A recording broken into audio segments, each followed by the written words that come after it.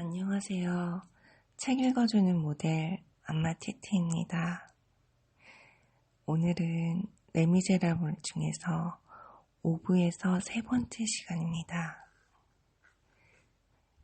편안한 마음으로 눈을 감으시고 불을 꺼주시면서 들어주시면서 숙면에 들어가시길 기원드립니다. 시작하겠습니다. 조부와 손자. 마이우스는 오랫동안 사경을 헤매고 있었다. 몇 주 동안 고열이 계속되었고 그로 인한 의식불명 상태에 빠져 있었다. 마이우스는 고열에 시달리며 꾸제트의 이름을 계속 불러대었다. 상처도 위험했다. 상처에서 생긴 고름이 언제 몸속으로 스며들지 모를 일이어서 의사는 마음을 졸였다. 무엇보다도 환자가 흥분하지 않도록 해야 합니다. 의사는 거듭 강조했다. 위험한 상태가 계속되는 동안 길 노후막 노인은 거의 정신을 차리지 못하고 줄곧 손자의 머리맡에 붙어 있었다. 드디어 9월 7일 마이우스가 다 죽게 된 상태로 조부의 집에 운반되어 왔던 그 가슴 아픈 밤으로부터 넉 달이 지났다. 의사는 이제 위험한 고비를 넘겼으니 죽지는 않을 것이라고 단언했다. 회복기로 들어선 것이었다. 그러나 쇄골이 부서졌기 때문에 앞으로 2달 이상 침대에 누운 채로 지내야만 했다. 길 노망 씨는 쉴 새 없이 이젠 위험하지 않겠소? 하고 의사에게 물었다. 그는 인자한 눈길로 마이우스를 바라보았다. 마이우스가 식사를 할 때는 잠시도 눈을 떼지 않았다. 마이우스는 열이 내리고 헛소리를 하지 않게 된 이후부터 꾸제트의 이름을 더 이상 입에 올리지 않았다. 가족들은 그가 꾸제트에 대해 더 이상 생각하지 않는다고 여겼다. 그러나 그가 잠자코 있었던 것은 그의 영혼이 더 깊은 생각에 빠졌기 때문이었다. 그는 꾸제트가 어떻게 되었는지 전혀 모르고 있었다. 샹브히그 거리의 사건도 기억 속에서 한 조각의 구름처럼 희미했다. 에포니는 가부슈, 바리케이트의 연기 속에서 처참하게 휩쓸려간 친구들이 모두 분간할 수 없는 그림자가 되어 그의 머릿속을 떠돌고 있었다. 게다가 그는 자신이 어떻게 살아났는지에 대해서도 전혀 모르고 있었고 식구들도 그것에 대해 아는 것이 없었다. 마이우스는 조부가 아무리 친절을 베풀고 인자하게 되어주어도 결코 조부에게 마음을 열지 않았다.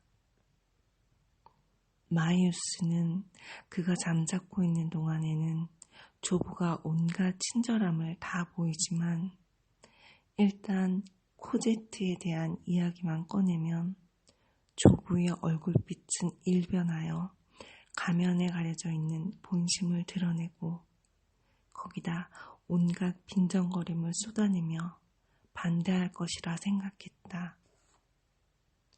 그리고 결국은 거절당할 것이다. 길 노망 씨는 조금도 그런 눈치를 보이지 않았지만 마이우스가 의식을 되찾은 이후 한 번도 자기를 할아버지라고 부른 적이 없다는 것을 의식하고 있었다. 확실히 위기는 다가오고 있었다. 마이우스는 전쟁을 벌이기 전에 우선 시험삼아 탐색전을 벌였다. 어느 날 아침 길 노흐망 씨는 신문기사에서 국민의회에 대하여 언급하고는 왕당파다운 경멸적인 표현을 내뱉었다. 그러자 93년에 일한 사람들은 모두 큰 인물들이었습니다. 하고 마이우스가 단호한 어조로 말했다. 노인은 입을 다물어 버렸고 그날 하루 종일 아무 말도 하지 않았다. 마이우스는 어릴 때부터 보아온 조의 완고한 모습이 머릿속에 깊이 뿌리박혀 있었기 때문에 이런 침묵은 가슴속에서 터져나오는 분노를 억누르고 있는 징조라고 생각하며 마음속으로 싸울 준비를 단단히 하고 있었다. 그는 만약 코제트와 결혼을 거절당하면 제 손으로 붕대를 찢어버리고 쇄골을 부셔버리고 음식을 일체 거부하리라 하고 굳게 결심했다. 그리고 곧 기회가 왔다.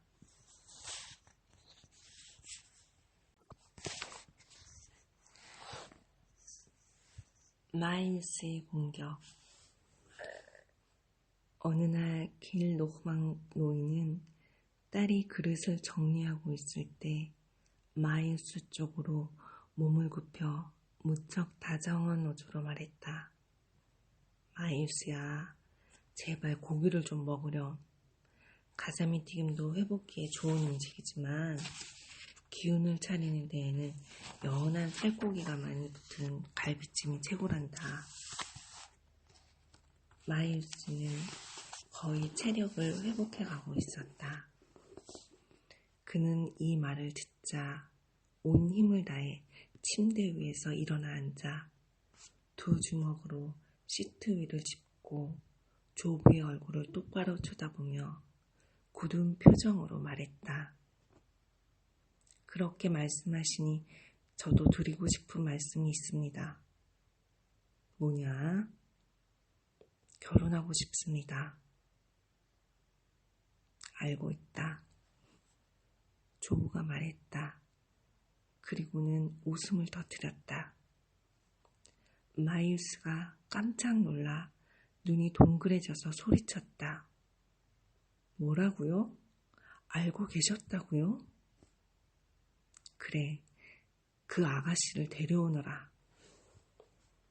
마이누스는 어안이 벙벙해져서 현기증을 느끼며 몸을 비틀거렸다. 길 노흐망 씨가 말을 이었다. 그래, 그 귀여운 아가씨를 데려오너라. 그 아가씨가 날마다 노인을 보내서 내 병세를 알아보게 하고 있단다. 내가 다쳤다는 소식을 듣고 매일같이 눈물을 흘리면서 가재를 만들어 보냈어. 내가 다 알아봤다. 롬 막매거리 7번지에 살고 있지? 할아버지 하고 마이누스가 감격에 찬 목소리를 냈다. 아, 이젠 됐다. 나를 할아버지라고 불러주었으니까. 노인은 마이누스의 머리를 가슴에 끌어안았다. 그리고 둘은 같이 울기 시작했다. 할아버지, 이제 다 나았으니까 그녀를 만나도 괜찮을 것 같은데요. 그래, 내일 만나도록 하자. 할아버지, 왜? 오늘 만나면 안 될까요? 그래, 그럼 오늘 만나자. 내가 3번이나 할아버지라고 불러주었으니 말이다. 그 아가씨를 불러오도록 하겠다. 이렇게 될 줄 알았지. 코제트와 마이누스는 다시 만났다. 코제트와 함께 백발 노인이 뒤를 따라 들어왔다. 노인은 근엄한 표정에 미소를 띠고 있었는데 애초롭게 느껴지는 미소였다.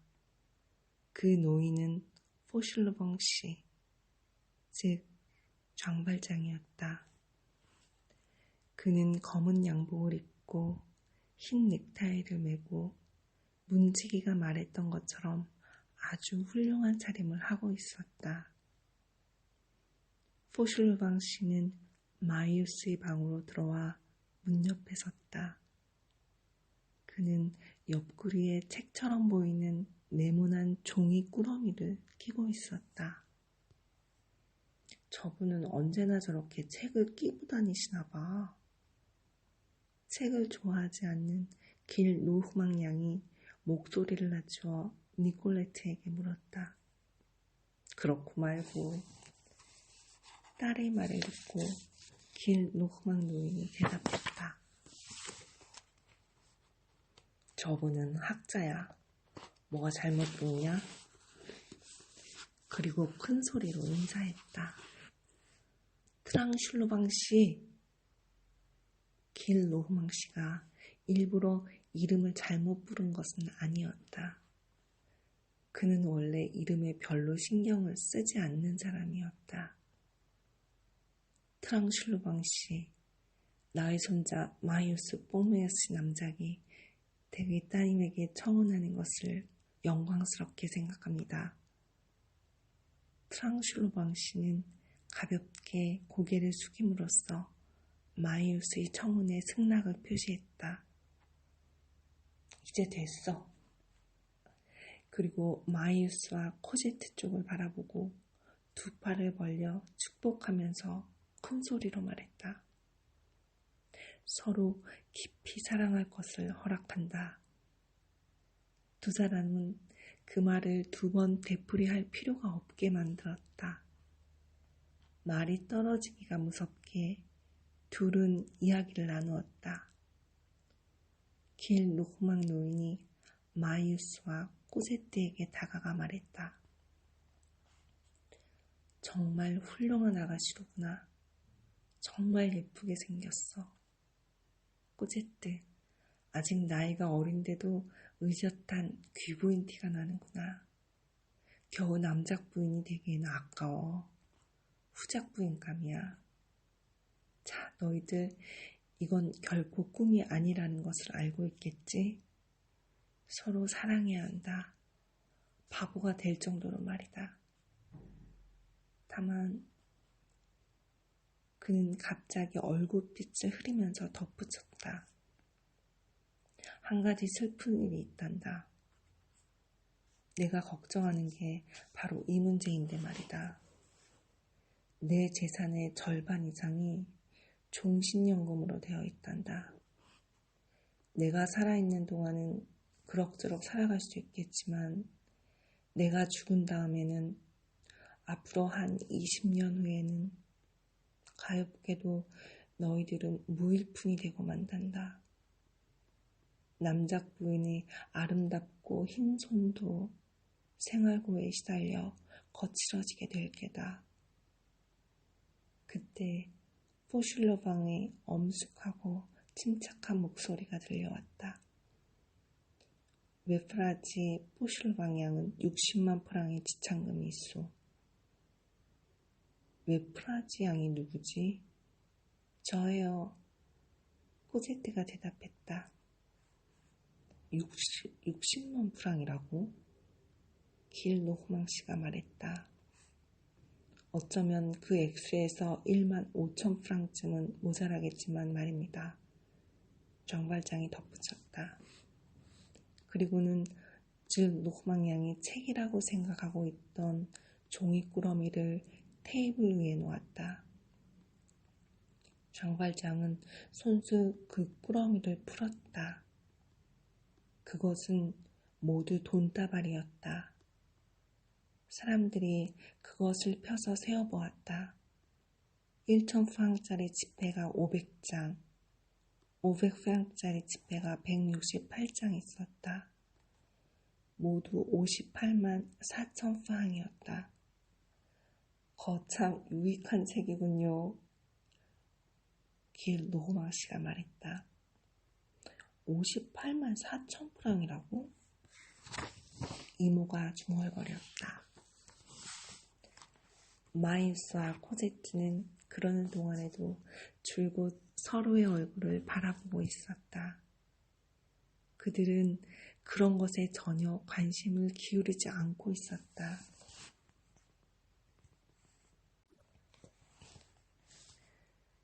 돈은 숲속에 맡겨두라. 장발장은 샹마띠의 사건이 일어난 후 파리로 나와 라피트 은행의 마들렌느라는 이름으로 예금해 두었던 돈을 전부 찾았다. 그리고 체포될 것을 염려해서 몽페르메이의 숲속에 묻어두었다. 모두 63만 프랑으로 고액건이었기 때문에 부피도 그다지 크지 않아서 상자 하나에 다 들어갔다. 그는 습기가 차지 않도록 하기 위해 상자에 밤나무 대패밥을 가득 채워 넣었다. 그 상자 안에는 또 하나의 보물인 주교의 촛대도 넣어두었다. 마이우스가 회복되어 간다는 것을 알았을 때 그는 이 돈이 쓰이게 될 시기가 가까워졌다고 생각하고 상자를 찾아왔다. 실제로 남은 금액은 58만 4,500프랑이었다. 장발장은 그 중에서 자기가 쓸 돈으로 500프랑을 떼놓았다. 미래는 어떻게 되겠지 하고 그는 생각했다. 이 금액과 라피트 은행에서 찾은 63만 프랑과의 차액이 1823년부터 1833년까지 10년 동안의 지출액이었다. 장발장은 2개의 은촛대를 벽난로 위에 놓았다. 그 훌륭한 광채에 투생은 무척 감탄했다. 장발장은 자신이 좌베의 손에서 해방되었음을 알고 있었다.